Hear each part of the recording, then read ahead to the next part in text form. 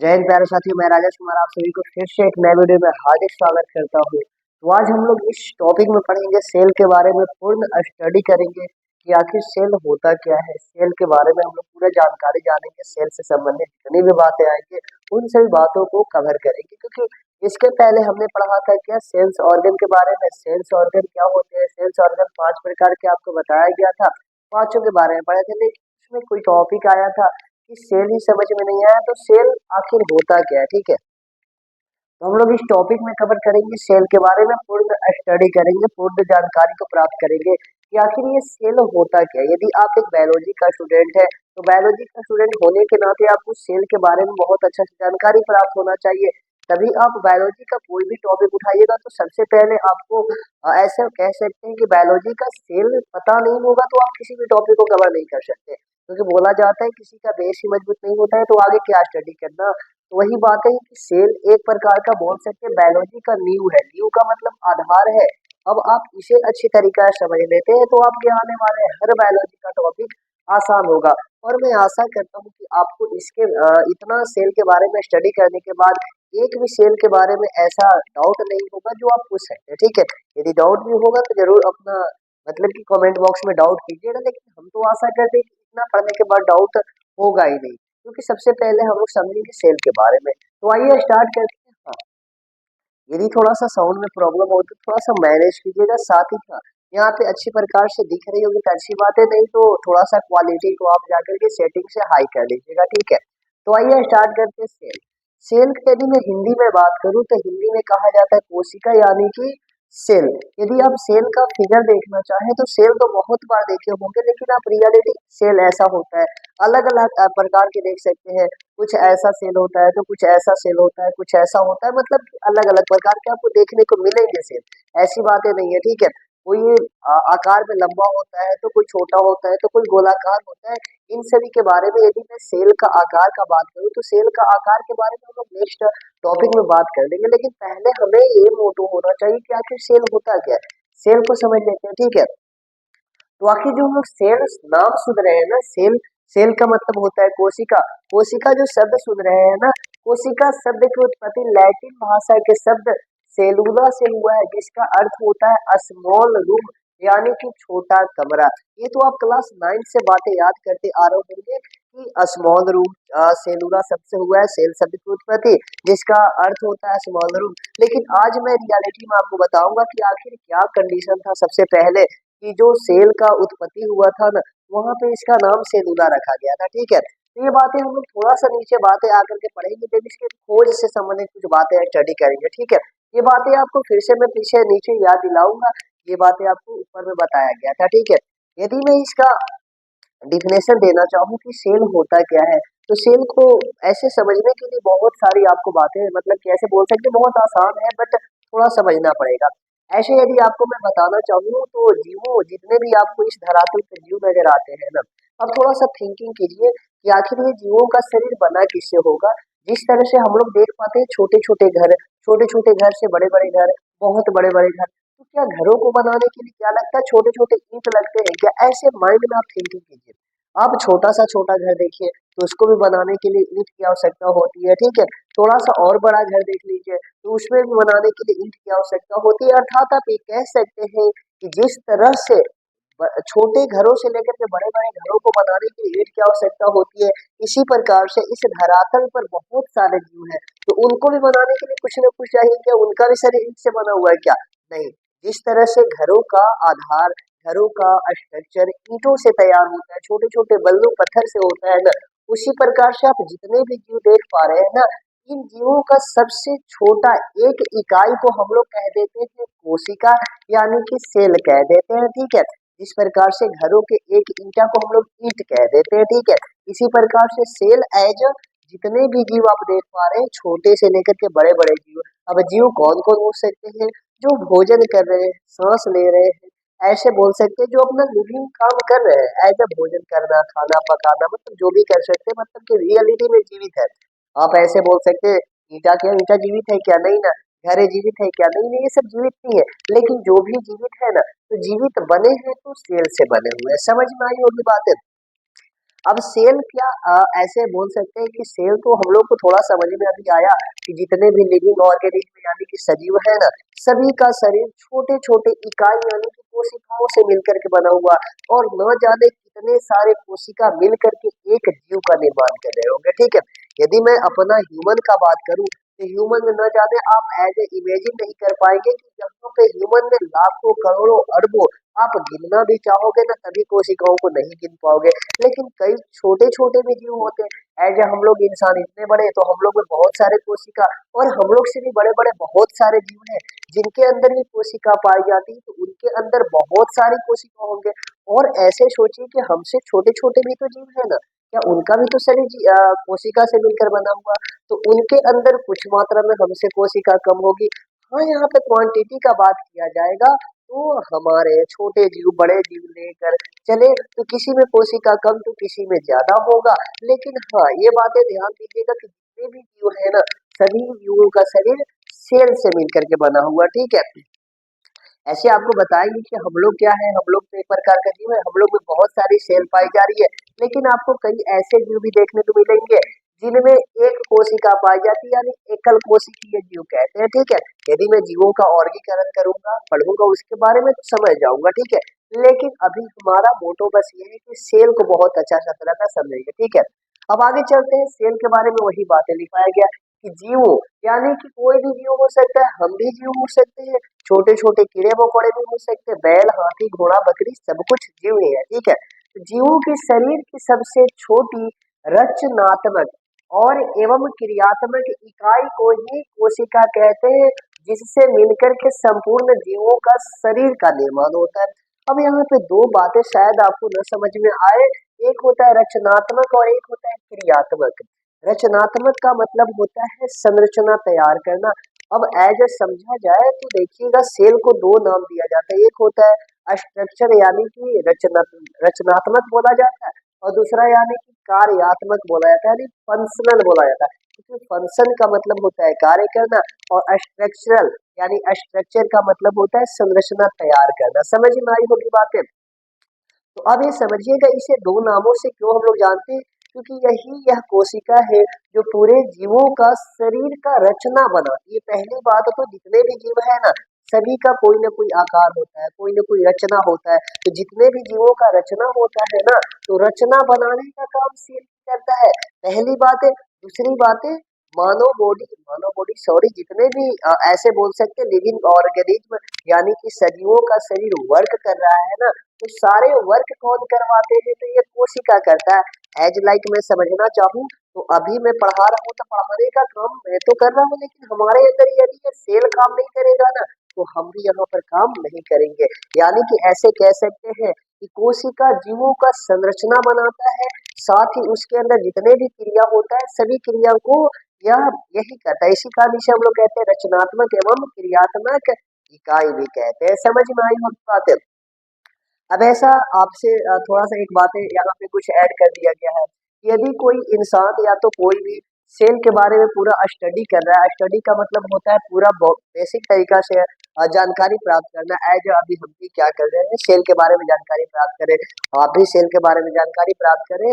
तो जो भी सेल के बारे में स्टडी करता है यानी कि सेल के बारे में जानकारी को प्राप्त करता है, तो सेल का जानकारी प्राप्त करना साइटोलॉजी यानी कि कोशिका विज्ञान कहलाता है। अर्थात हम भी एक प्रकार का भी कोशिका विज्ञान के बारे में पढ़ रहे हैं। ठीक है, यानी ऐसे कह सकते हैं, यानी कि study of cell is called cytology. Cytology का मतलब होता है कोशिका विज्ञान। समझ में आई होगी बात है। अब यहाँ तक हमको पता ऐसे तो है नहीं, लेकिन हमें लगता है कहीं ना कहीं आपको सेल तो पता चल गया होगा। जितने भी जीव है, जीवों का छोटा से छोटा इकाई को हम लोग क्या कहते हैं, सेल कहते हैं। समझ में आई होगी बात है। अब सबसे बड़ा डाउट होता है कि आखिर सेल आया कहाँ से, सेल का खोज किसने किया, तो इसके बारे में हम लोग स्टडी करेंगे। एज इसके पहले हम लोग ये पढ़ते हैं कि ऐसे आप थोड़ा सा सोचिए, स्टडी तो हम लोग कर लेंगे, यहाँ पे लिखा हुआ सारी बातें, लेकिन आपको कुछ बातें समझ में आए तब ना। लेकिन मैं बताऊंगा कि सबसे पहले सेल का खोज कौन किया था। ठीक है, तो सबसे पहले सोचिए कि आज हमारे जमाने में ऐसे बोला जाए तो बहुत ऐसे मतलब दुनिया अभी तो बहुत विकसित है, टेक्नोलॉजी मतलब ऐसे कह सकते हैं साइंस ज़्यादा बहुत ज़्यादा डेवलप कर गया है। लेकिन आज के बहुत वर्ष में पहले चलूँ, तो पहले के ज़माने में क्या लोगों को सेल के बारे में पता था क्या? नहीं ना। ऐसे बोला जाए तो आप थोड़ा-सा आदि मानव ये सब के बारे में स्टडी तो किए होंगे, तो आदि मानव को क्या ये बातें पता था कि हमारे अंदर सेल है, हमें सेल के बारे में पढ़ना है? नहीं ना। अभी हम और आप सेल के बारे में स्टडी करें, ये बात अलग है, बट बात रहा कि बहुत पहले तो नहीं था। इसी कारण कोई ना कोई तो आदमी होगा जिन्होंने आकर के सेल के बारे में इन्वेंट किया, यानी कि खोजा, हमें बताया, तभी तो आज हम सेल के बारे में स्टडी कर पा रहे हैं और इतनी सारी बातें सेल के बारे में जान रहे हैं। तो आखिर कौन ऐसे विधाता थे, कौन ऐसे आदमी थे जिन्होंने सर्वप्रथम सेल के बारे में जाना था? ठीक है, आइए समझते हैं। एक वैज्ञानिक का आप नाम जानते होंगे जिनका नाम था रॉबर्ट हुक। ठीक है, एक ऐसे नॉर्मल हमारे जैसे ही वैज्ञानिक थे, उन्होंने क्या किया कि एक सूक्ष्मदर्शी तैयार किया था। ठीक है, और सूक्ष्मदर्शी का कहानी भी बहुत अलग है, लेकिन उसका आप सूक्ष्मदर्शी तो हम लोग पढ़ने नहीं आए हैं। ठीक है, तो बस सूक्ष्मदर्शी याद रखिएगा कि सूक्ष्मदर्शी यानी कि वैसे छोटे से छोटे मतलब कि संरचना को भी दिखा पाता है, उसे हम लोग सूक्ष्मदर्शी कहते हैं। यानी कि छोटे छोटे संरचना को देखने के लिए प्रयोग किया है, तो उन्हें बड़ा करके दिखाता है। ठीक है, उसे हम लोग सूक्ष्मदर्शी कहते हैं। इन्होंने सर्वप्रथम 1665 ईस्वी में ओक नामक पादप और जिस पौधे का प्रयोग किए थे ना इन्होंने खोज करने के लिए, वह पौधा का नाम था ओक, यानी कि ओक नामक पौधा था। जैसे अभी बोल रहे हैं कि शीशम का पौधा होता है, बांस का पौधा होता है, ऐसे उड़हुल का फूल होता है, यानी पौधा होता है बहुत सारे, पपीता का पौधा होता है, बहुत सारे पौधा होते हैं। इन्होंने सर्वप्रथम ओक नामक पौधे की पादप की सूखी हुई छाल, ऐसे आप समझिएगा कि छाल क्या होता है। एज अभी छाल के बारे में तो थोड़ा सा बेसिक बता रहे हैं कि जैसे आप कभी प्लांट्स को देखते होंगे तो प्लांट से जो बाहरी वाला शीरा होता है, बाहर का कुछ उजड़ते जाता है, तो वह उजड़ने का मेन रीजन होता है कि वह मृत हो जाता है, यानी खत्म हो जाता है, सूख जाता है। और सूख जाता है तो प्लांट क्या करते हैं, वही सूखे हुए छाल को बाहर निकालते जाते हैं, और बाहर निकालते जाते हैं तो उनके लिए वेस्ट मटेरियल होता है। तो इनके मन में भी आया कि भाई ये है क्या। इन्होंने सर्वप्रथम ओक नामक पौधे को अपने सूक्ष्मदर्शी द्वारा ऐसे बनाए थे, तो उन्होंने स्टडी करने चल दिए, खोजने चल दिए। तो उन्होंने ओक नामक पौधे की सूखी छाल को देखे ना, तो उन्हें कुछ ऐसा संरचना दिखाई दिया जो कि एक प्रकार का ऐसा बोला जाता है कि मधुमक्खी का छत्ता समान है। ठीक है, ऐसे लिख नहीं रहे हैं लेकिन आप जानिएगा। ऐसे आप मधुमक्खी का छत्ता ध्यान से देखिएगा ना, तो ध्यान से आपको पता चलेगा कि मधुमक्खी के छत्ता समान होता है। लिखना चाहे तो लिख लो कि मधुमक्खी के छत्ता समान।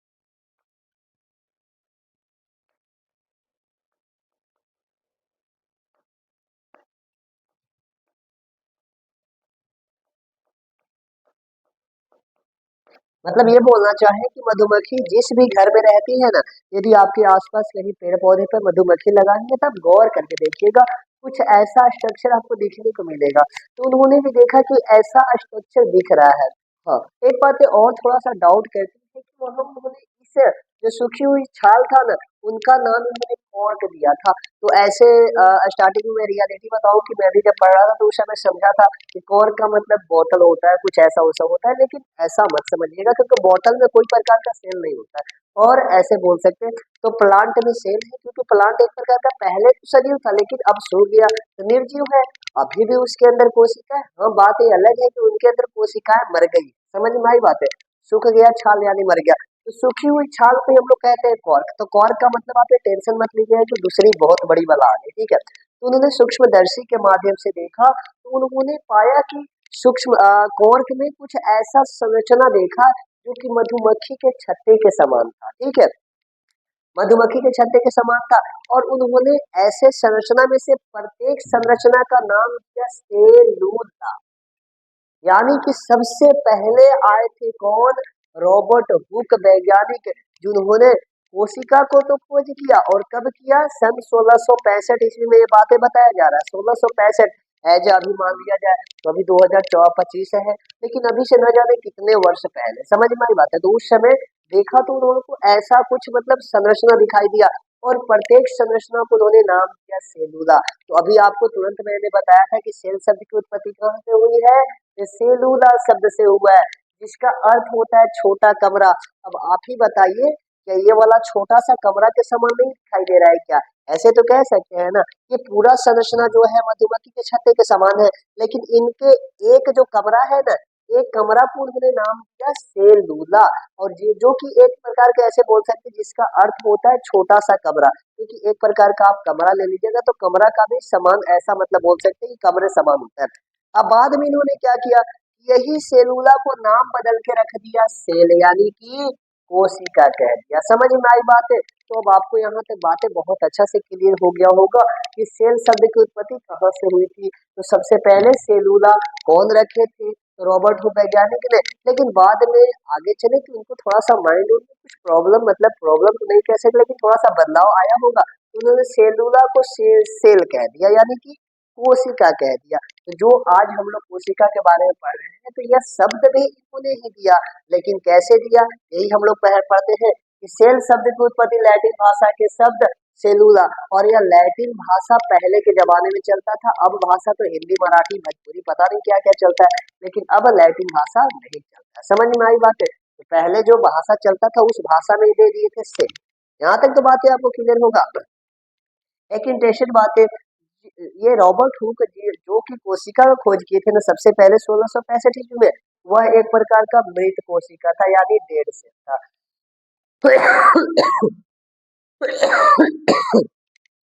डेड सेल का मतलब ऐसे समझना चाहे तो क्या होता है? डेड सेल का मतलब मरा हुआ कोशिका। मरा हुआ कोशिका का मतलब ये कि वह कोशिका के अंदर कोई भी एक्टिविटी नहीं हो रहा है, वह कोशिका कोई भी वर्क काम कर नहीं पा रहा है, यानी कि वह कार्य करेगा तो वह जीवित है, और मर गया यानी कि वह कुछ भी काम नहीं कर रहा है। तो इन्होंने देखा, खोजा, क्योंकि उस समय तो इतना ज्यादा इनके पास एडवांस टेक्नोलॉजी, ऐसे बोल सकते साइंस नहीं था कि पता लगाते यह मरा हुआ है कि सूखा हुआ है। इसी समय इन्होंने सेल का खोज किया। इनके मन में बहुत ज्यादा ऐसे हुआ कि हम तो इतने सारे मतलब कि बातें बता दिए, इनके मन में इतना ही खुशी का लहर हो गया। ठीक है, तो उन्होंने सबसे पहले खोज खोज तो किया कोशिका का, लेकिन मृत कोशिका था। अब आते हैं कि आपके मन में डाउट होगा कि मृत कोशिका तो ये खोज कर दी है भाई, हम तो मृत कोशिका के बारे में थोड़ी ना पढ़ रहे हैं। ठीक है, कोशिका के बारे में पढ़ रहे हैं, लेकिन अब आपको ये भी तो लगा हो कि हमें कहीं ना कहीं जीवित कोशिका के बारे में पढ़ना है। तो अब आते हैं हम लोग इसके आगे स्टडी करते हैं। ठीक है, अब सर्वप्रथम जीवित कोशिका का मैं खोज बताऊं, तो सर्वप्रथम जीवित कोशिका का खोज एंटोनी वान लेeuwenhoek ने सन 1674 ईस्वी में किए थे। जस्ट इनके 9 साल बाद 1665, वो कहा 1674 ईस्वी, यानी कि वे जो खोज किए थे ना, एक प्रकार का जीवित कोशिका था। अभी कुछ बातें लिखा हुआ था, उतार लेके फिर बताइएगा और समझिएगा ध्यान से। ठीक है, ये सब बातें आप बाद में भी उतार सकते हैं। तो देखिएगा, इन्होंने सर्वप्रथम जीवित कोशिका का खोज किया। जीवित कोशिका मतलब ये कह सकते हैं कि जीवित कोशिका ऐसा कोशिका जो सभी वर्क कर रहा है। अगर हम काम करें तो हमारे अंदर कोशिका भी काम कर रहा है। आप देख रहे हैं तो आपके अंदर सारी कोशिकाएं काम कर रही है, तो आप देख पा रहे हैं, समझ में आई बात है, आप लिख पा रहे हैं। ठीक है, तो अब समझिएगा, अब ये तो कोशिका का खोज किए थे, सबसे पहले मृत निकल गया, लेकिन 1674 ईस्वी में एंटोनियो वान लेeuwenhoek आए। ठीक है, और उन्होंने वर्षा के पानी से ऐसे खेल रहे थे, ऐसे बोलेंगे कि वे ऐसे नहीं आसमान से जैसे वर्षा हो रहा है तो वर्षा से हम लोग खेलते खेलते कभी ऐसा काम हो जाता है जो कि कभी होना नहीं चाहिए था, तो हमारे लिए अजूबा हो जाता है। ऐसे कभी आपके साथ भी हुआ होगा कि सामने कभी कुछ काम कर रहे हो, लेकिन वह काम करते करते कुछ ऐसा चीज बन जाएगा जो कभी आपने नहीं देखा, तो वह तो इवेंट हो जाता है, अजीब हो जाता है। तो उन्होंने वर्षा के पानी से ऐसे ही बोल सकते हैं कि खेल रहे थे, तो वैसे तो उन्होंने देखा सब सर्वप्रथम वर्षा के जल, वर्षा यानी कि जो आसमान से मतलब बोल सकते हैं बारिश हो रहा था, उसमें देखा। तो उन्होंने सबसे पहले जीवाणु को पाया वर्षा के जल में। तो यही बोला जाता है कि उन्होंने सर्वप्रथम जीवित कोशिका का खोज यानी कि वर्षा के जल में किए थे, और वह एक प्रकार का बैक्टीरिया यानी जीवाणु कोशिका था। अब ये बातें बहुत सी आपके डाउट होंगे कि जीवाणु क्या होता है, बैक्टीरिया क्या होता है। तो आप ऐसे सूक्ष्म जीव के बारे में बस नाम सुने होंगे, राइट? ये सब जब आएगा हम लोग पढ़ेंगे तो वहां पे स्टडी कर लेंगे। लेकिन अभी समझिएगा, एक प्रकार का सेल होता है जिस सेल को नाम दिया जाता है बैक्टीरिया सेल। जैसे हमारे में भी ऐसे बोला जाए कि बॉडी के अंदर, ह्यूमन बॉडी के अंदर बहुत प्रकार के सेल होते हैं। ऐसे बोला जा सकता है तंत्रिका कोशिका हो सकता है, ऐसा लीवर यानी यकृत की कोशिका हो सकती है, स्पर्म यानी शुक्राणु कोशिका होती है, अंडाणु कोशिका होती है, बहुत सारी कोशिकाएं होती है। इसी प्रकार से एक प्रकार का जीवाणु कोशिका होता है। जो आपको इसके बारे में बात बताना चाहूँ, तो आप जो बीमार पड़ते हैं तो यही के कारण पड़ते हैं क्योंकि आपके अभी भी बॉडी के ऊपर बहुत सारे बैक्टीरिया, हमारे बॉडी के ऊपर भी है, हमारे आसपास है, बहुत सारे लाखों करोड़ों अरबों बैक्टीरिया है, लेकिन हमें एज ए दिखाई नहीं दे रहे क्योंकि यह एक प्रकार का सूक्ष्म जीव होते हैं। सूक्ष्म का मतलब इतना छोटा जीव कि आप इसे देख ही नहीं पाओगे ऐसे खुली आंखों से। देखने के लिए माइक्रोस्कोप का प्रयोग किया जाता है। यदि आप देखिएगा तो आप अपने बॉडी को देखना ही पसंद नहीं करोगे, इतने सारे बैक्टीरिया आपको नजर आएंगे। समझ में आई बात है? तो सबसे पहले इन्होंने बैक्टीरिया यानी सूक्ष्म जीव का खोज किया था, और इन्होंने इस समय सूक्ष्म जीव यानी कि जीवित कोशिका का खोज किया। तो इनके माइंड में जो होता है ना, लहर जगा कि नहीं अभी हमें और कुछ करना है, तो इन्होंने इस समय एक ही कोशिका नहीं, 5 प्रकार की कोशिकाओं को खोज कर दिया। इन्होंने तो एक ही कोशिका खोज किया था, लेकिन इनके मन में ऐसा लहर उठा एक कोशिका खोज करने के बाद, और उन्होंने इसी समय 5 प्रकार की कोशिकाओं को खोज किया। दूसरा कोशिका क्या था? स्पर्म सेल यानी कि शुक्राणु कोशिका। अब शुक्राणु कोशिका जिनको पता होगा बहुत अच्छी बात है, जिनको नहीं पता होगा तो जब रिप्रोडक्शन चैप्टर हम लोग पढ़ेंगे या तो रिप्रोडक्शन के बारे में पढ़ेंगे, वहाँ पे स्पर्म सेल, ओवम सेल, आपको सब कुछ बातें बताया जाएगा। तो ऐसे अभी पता रख सकते हैं, यह एक प्रकार का मेल में पाया जाने वाला स्पर्म सेल होता है, और यही मानव शरीर का सबसे छोटा कोशिका होता है। आगे लिखवाएंगे, लिखा हुआ है, समझ में आई बात है, बताएंगे, ठीक है। दूसरा कोशिका था। तीसरा कोशिका आरबीसी यानी कि रेड ब्लड सेल था। रेड ब्लड सेल का मतलब कि आपको पता होगा कि ब्लड में 3 प्रकार की कोशिका होती है, आरबीसी, डब्ल्यूबीसी, प्लेटलेट्स। इन्होंने जो खोज किया ना आरबीसी के कि अब इनके पास जैसे हो सकता है कि ब्लड कहीं से आया होगा, तो देखिए कि ब्लड भी लाल क्यों है, तो इन्होंने को पता चला कि आरबीसी पाया जा रहा, और आरबीसी में हीमोग्लोबिन होता है। आगे पढ़ोगे जब हम लोग ब्लड के बारे में पढ़ेंगे तो वहाँ पे पढ़ लेंगे कि आरबीसी क्या होती है, डब्ल्यूबीसी क्या होती है, प्लेटलेट से क्या होती है। तो एज अभी आप याद रख सकते हैं कि आरबीसी कोशिका का खोज किए, समझ में आई होगी बात है, और इन्हीं की वजह से ब्लड लाल रंग का होता है, ठीक है। अब इसके अंदर भी चले तो भी बहुत कुछ बातें हैं, लेकिन अभी उतना नहीं जानना है। तीसरा कोशिका था ईस्ट। ईस्ट यानी कि अभी एक प्रकार का ऐसे बोल सकते हैं सूक्ष्म जीव होता है, बट इतना ज्यादा सूक्ष्म जीव नहीं होता है। एक प्रकार का ऐसे बोल सकते हैं, ईस्ट एक प्रकार का जीव जीव होता है, एकल कोशिकीय जीव होता है, ठीक है। जिस प्रकार से बैक्टीरिया होता है उसी प्रकार से ईस्ट एक प्रकार का जीव होता है, और ईस्ट का भी खोज इन्होंने ही किया था। पांचवी बात है प्रोटोजोआ, नाम सुने होंगे कभी, तो प्रोटोजोआ भी एक प्रकार का जीव होता है, वह भी एक प्रकार का कोशिका ही होता है, मतलब एक कोशिका से बना होता है ऐसे।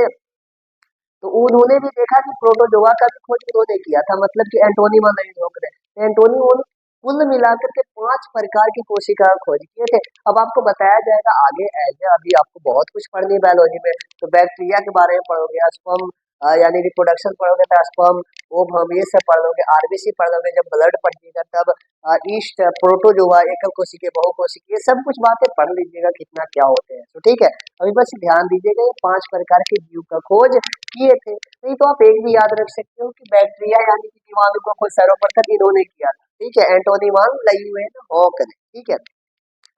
इतना था हमारा सेल के बारे में।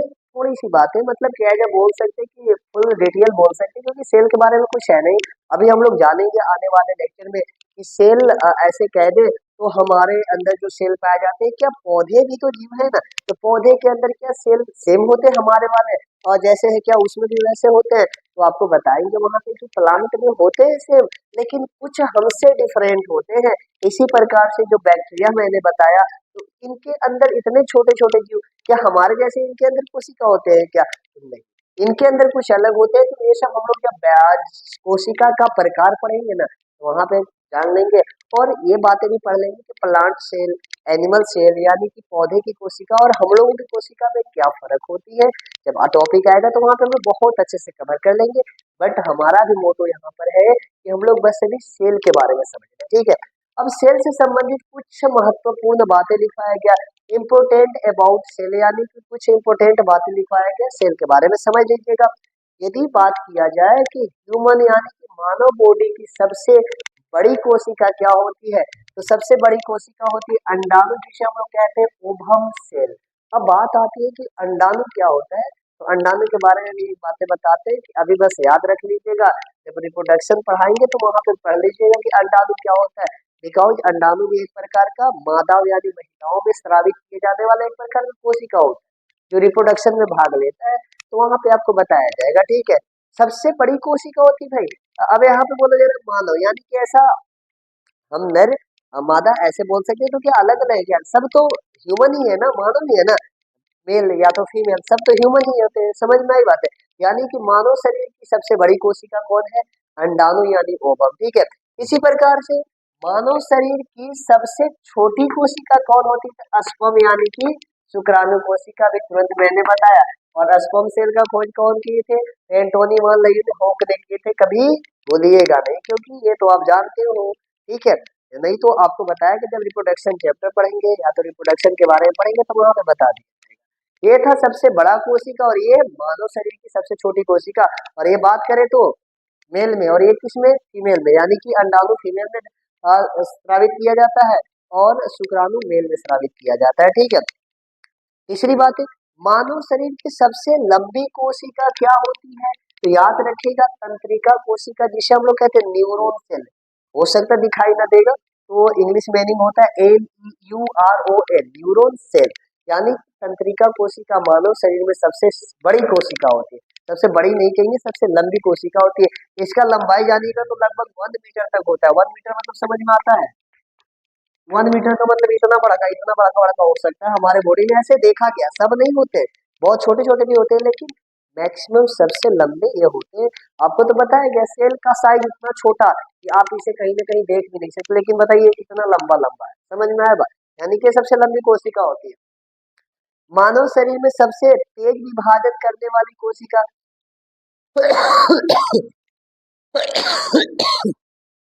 अब यहाँ पे एक नया टॉपिक आ जाता है भाई कि कोशिका विभाजन, यानी कि कोशिका विभाजन क्यों करेगा?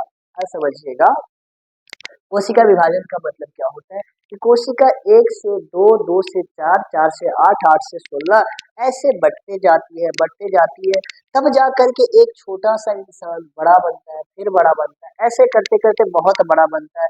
यानी कि जब स्टार्टिंग में किसी जीव का निर्माण होता है तो वह तो छोटा होता है, लेकिन वह बड़ा कैसे बनते जाता है? तो उसके अंदर सेल डिवीजन करते हैं, कोशिका विभाजन करते हैं, और विभाजन के बाद ही क्या होता है? तो उनका विकास होता है, वृद्धि होता है। तो कोशिका विभाजन तो करना है।